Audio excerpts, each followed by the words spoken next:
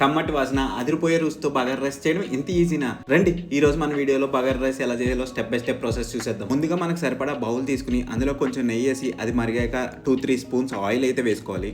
అలాగే ఒక బౌల్లో 2 గ్లాస్ బాస్మతి రైస్ తీసుకుని దాన్ని అయితే వాటర్ పోసి నానబెట్టాం. ఇంకా కొంచెం సేపు ఆ బౌల్లో వేసిన నూనె నెయ్యి మరిగాక ఆ బిర్యానీ ఆకు, చెక్క, లవంగాలు, యాలకులు అలాగే అనాస్ పువ్వు కూడా బౌల్లో అయితే వేసేసి గరిటతో 2 నిమిషాలు అటు ఇటు తిప్పడం అయితే జరిగింది.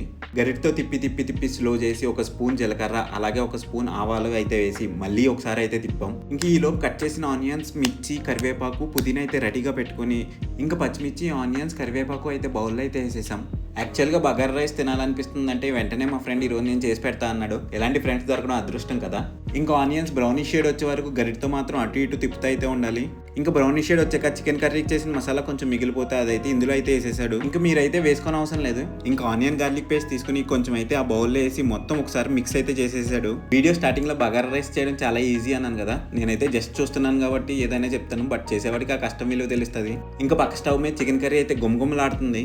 ఇంకా ఈ లోపు మా ఫ్రెండ్ అయితే చేత్తో కసూరి మెతి నలిపి అందులో అయితే వేసేసాడు. తర్వాత పుదీనా, కొంచెం బిర్యానీ మసాలా పౌడర్ అలాగే కొంచెం పెరుగు వేసేసి మళ్ళీ తిప్పడం అయితే స్టార్ట్ చేశాడు. మీరు చేసే ప్రతి లైక్ అండ్ కమెంట్ మా కష్టానికి ప్రతిఫలంలో అనిపిస్తుంది. ఇంకా కొంచెంసేపు బాయిల్ అయ్యాక 2 గ్లాసులు బిర్యానీ రైస్కి 3 గ్లాసులు వాటర్ అయితే వేసేసాడు. ఇంకా కొంచెంసేపు వాటర్ బాయిల్ అయ్యాక గరిటతో అటు ఇటు తిప్పి ఇంకా సరిపడా సాల్ట్ అయితే వేసేసాడు. నెక్స్ట్ నేను యూట్యూబ్ ఛానల్ పెట్టినట్టయితే ఎవరికి చెప్పలేదు. నేను వీడియో రికార్డ్ చేస్తుంటే ఏదో సరదాగా రికార్డ్ చేస్తున్నాను అనుకున్నాడు.